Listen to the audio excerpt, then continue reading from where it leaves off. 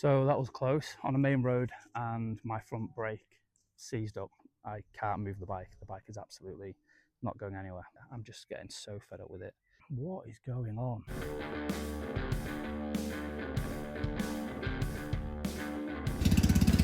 Hi everyone, welcome back to the channel. So you can see from the intro I have yet more bike issues, but before that I've got some new angles and I'm going to take a trip through to the Triumph store in York A1 to go meet some friends.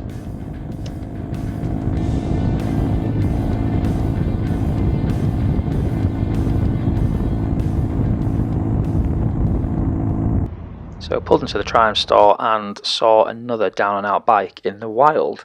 So this was another T100. It's got the wide yoke kit on there, the front grille, same lights. See, they've got a more Scrambler-esque exhaust on there, but pretty much very similar to my bike.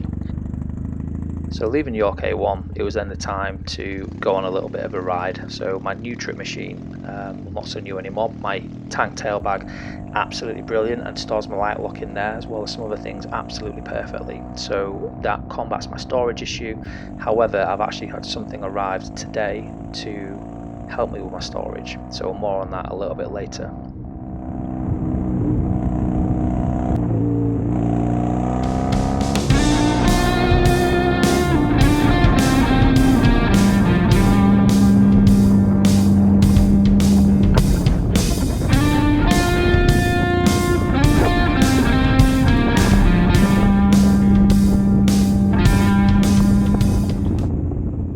Really enjoying this ride out. I didn't even have my Cali moto on, so I was just pottering around, not trying to get lost, but ended up down some pretty narrow roads. But actually there was a lot more sweeping roads that I now know around this area, so it's something which I'm going to venture back to, but just really just getting a feel back for the bike, and I was really enjoying myself at this point.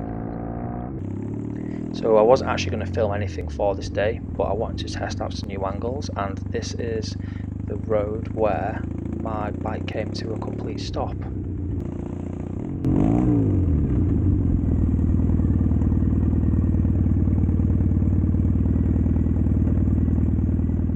So at this point I had no idea what was going on.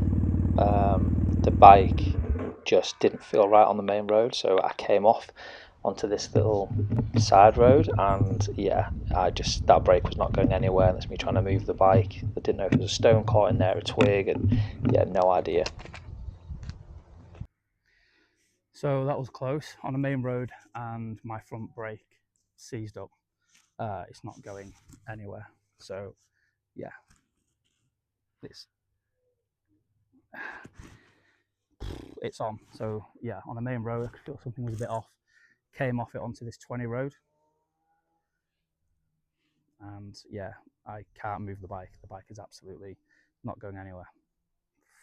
So this is the bike. It's going nowhere. So luckily enough, I did obviously break down, I guess you could say that, near a road, so I'm quite easily to be seen from both sides. But my issue is I can't actually move the bike, and the tools that I've got, ironically enough, in my new trip machine tool roll, I can't use them on my bike. So yeah, it's pretty annoying. People have said after a live, have I got the right brake fluid? I have got brake fluid in there, so it's in. It's just, yeah, it moves a little bit, but I mean, this is going nowhere. So I don't know if something's caught. I'm just not sure. I don't know. So surprisingly, I'm pretty chilled about it. I think I'm so used to things going wrong on the bike, and luckily enough, I met Steve and exchanged numbers just before he left. A1 Triumph. It's a bit windy. A1 Triumph. So he's got a van. He's going to come and help me. He knows a lot more about bikes than what I do. And ironically enough, we were just talking about NC 500 and longer trips. And yeah, what a pain in the ass it's going to be to take this bike. So it's not going to happen. Or not on this anyway. I also feel like every video that I'm putting out at the minute is just things going wrong with the bike or me doing something. So the cosmetic changes, don't mind doing. Obviously, the biggest thing was me going to hard knock pass and rhinos and Yorkshire Dales, going to Ribble Head Viaduct and stuff. But this is just an absolute joke at the minute. The amount of things, I mean, should the brake be seizing up when I don't ride the bike particularly hard? And I only left York 10-15 minutes ago. Probably not. And yeah, I'm just getting so fed up with it. The bike looks amazing, handles amazing, although the knobbly tyres probably do without now, because I do road riding. I think it was a bit naive of me thinking knobbly tyres with off-roading, but I'm not taking this bike off-road, let's be realistic. But yeah, front brake going, what is going on? And thankfully, I stopped where I'm clearly seen and be visible both areas, because I cannot move this bike. But I just don't know how me and Steve are going to get it into the van. And with me saying that, a car's just gone by. There's enough room, thankfully. Probably should have put the bike in a little bit further, but there's nothing I could do. That front brake just went, and then the bike just came to a halt. I was doing about half a mile an hour at this point, but I just never expected that to happen. Not a bad place to break down though, I guess. So as you can see, actually hitting it with a stone, I've actually managed to get the bike a little bit off the road now, because it probably was a little bit too much in the centre. Bike is actually moving. I just don't fancy riding it home. I just don't know if that's going to go again. I wish I knew more about bikes, but why would I?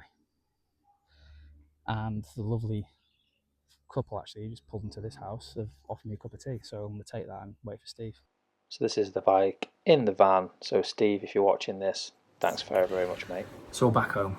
Bike is on the driveway, and I can start the bike, it moves now, everything's good.